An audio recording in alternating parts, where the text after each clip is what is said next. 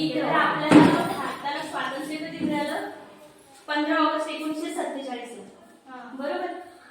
पण जर आपण संविधानात बघितलं तर तिथं कोणती तारीख दिसते बघा? 26 नोव्हेंबर 1950.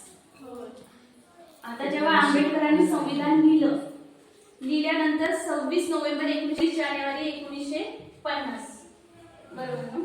1950 पासून आपण प्रजासत्ताक दिन बनवतोय, कारण की त्या दिवसापासून ते संविधान अंमलात आलं, त्याची अंमलबजावणी सुरू झाली पूर्ण भारत देशामध्ये.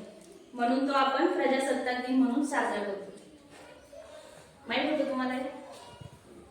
फक्त 26 जानेवारीला प्रजासत्ताक दिन असतो, बक्षीस मिळतात, बस. झालं, आपल्याला सगळे अधिकार मिळाले. बरोबर. म्हणून तो आपण दरवर्षी साजरा करतो. आपला राष्ट्रीय सण आहे तो, महत्त्वाचा. आपल्याकडे लोकशाही पद्धत आहे, तशी त्यांच्याकडे अध्यक्षीय पद्धत आहे. त्यातलं चांगलं असलेलं, लोकशाही पद्धतीतलं चांगलं जे काय आहे हे सगळं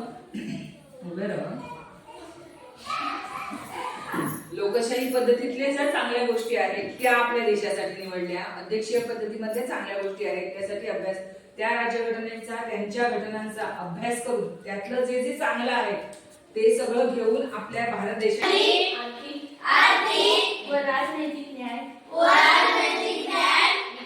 विचार, अभिव्यक्ती, विश्वास, श्रद्धा व उपासना यांचे स्वातंत्र्य, दर्जाची व संधीची समानता निश्चितपणे प्राप्त करून देण्याचा आणि त्या सर्वांमध्ये व्यक्तीची प्रतिष्ठा व राष्ट्राची एकात्मता यांचे आश्वासन देणारी बंधुता